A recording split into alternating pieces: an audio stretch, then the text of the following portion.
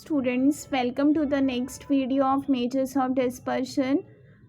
In previous video we had seen the example of standard deviation for ungrouped data, then for group discrete data, and also for group continuous data. This was the last sum we had done in previous video. So now after this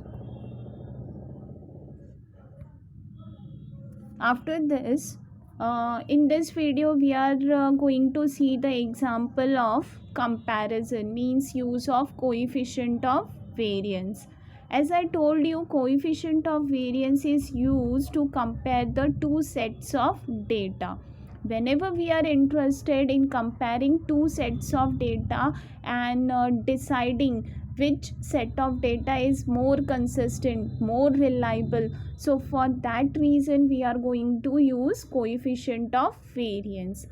Now lesser the coefficient of variance means consistent data.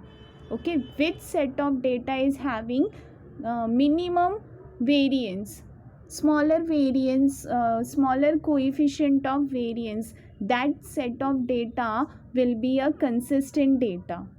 Which set of data having greater coefficient of variance, that set of data will be a variable data. Okay, that set of data will show the more variation. Now let us clear this concept with the help of example. So here is an example. Question is, in two factories A and B engage in the same area of industry, the average weekly wages in rupees and the standard deviation are as below. Okay, there are two factories A and B. Average wages for factory A is 34.5 and average wages for factory B is 28.5. Standard deviation of factory A is 5 and standard deviation for factory B is 4.5. Then question is, which factory A or B has greater variability? Okay, which factory shows greater variation in individual wages? So here we have to compare two sets of data. Here we have to compare two factories, right, in terms of wages. So for that we have to find the coefficient of variance for both the set of data.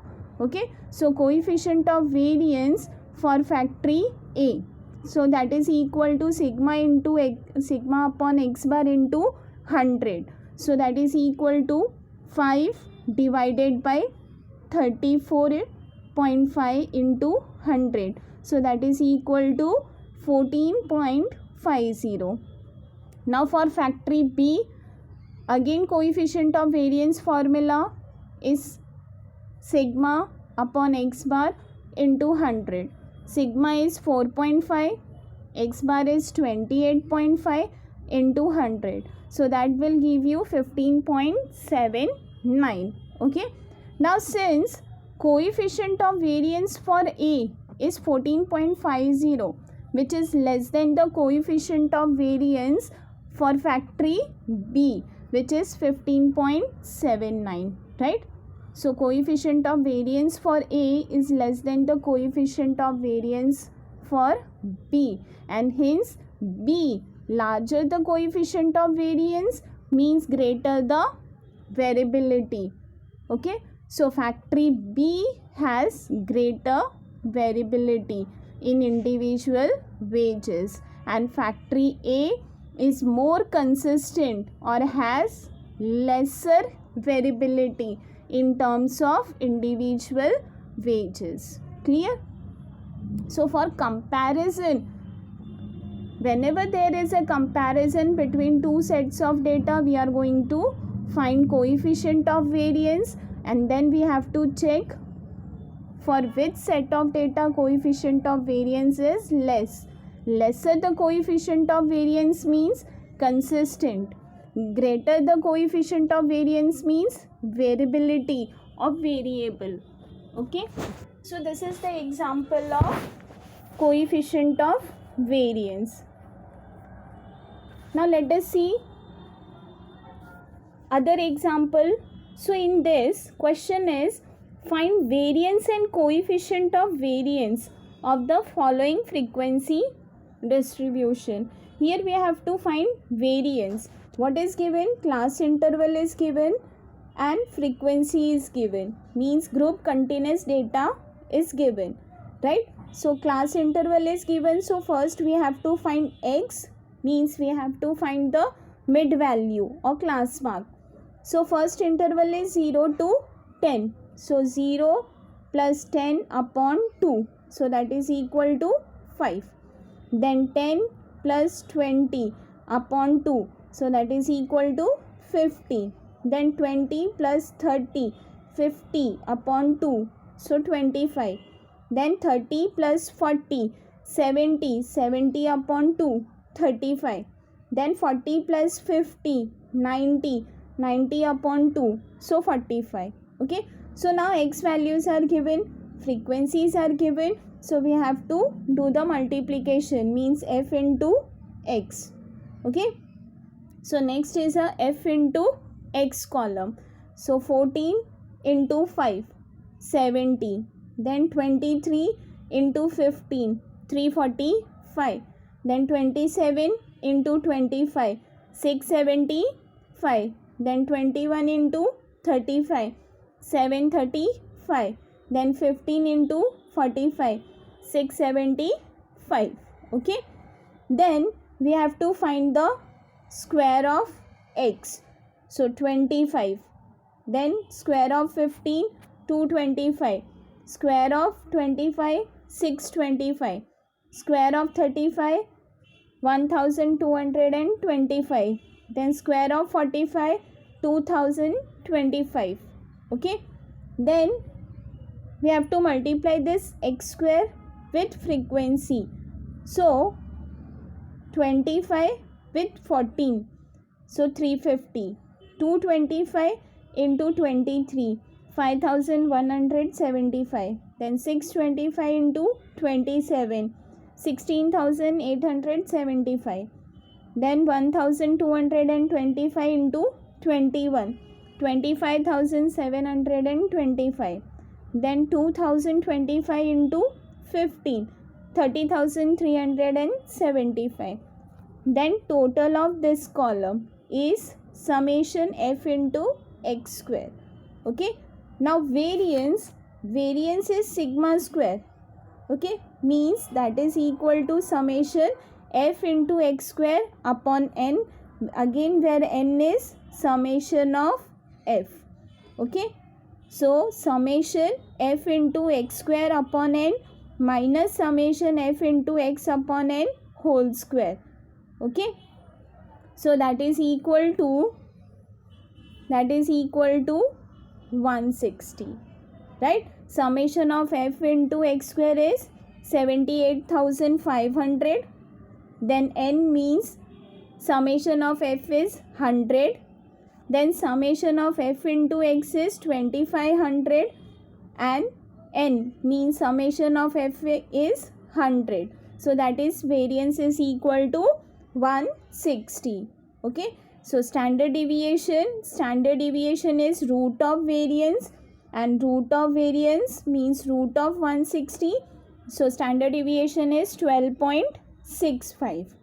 Now coefficient of variance formula is standard deviation upon x bar into 100. Standard deviation is 12.65, x bar is 25 into 100, so that is equal to 50.6. Okay, so this type of question where they have asked to find the variance and coefficient of variance. Okay, so here we have to find variance and coefficient of variance. So first we will find the variance by using this formula, then standard deviation will be root of variance, and lastly coefficient of variance is sigma upon x bar into 100.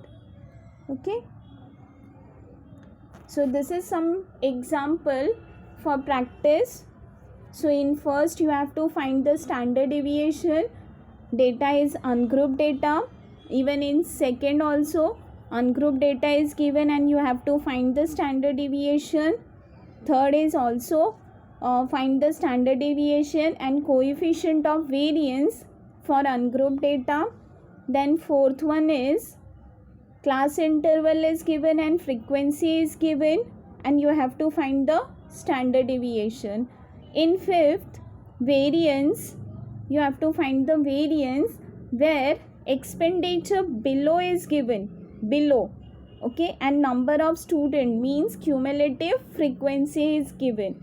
So you have to find variance for this data. So first you have to convert this into class interval and frequency, then you will apply the formula for variance.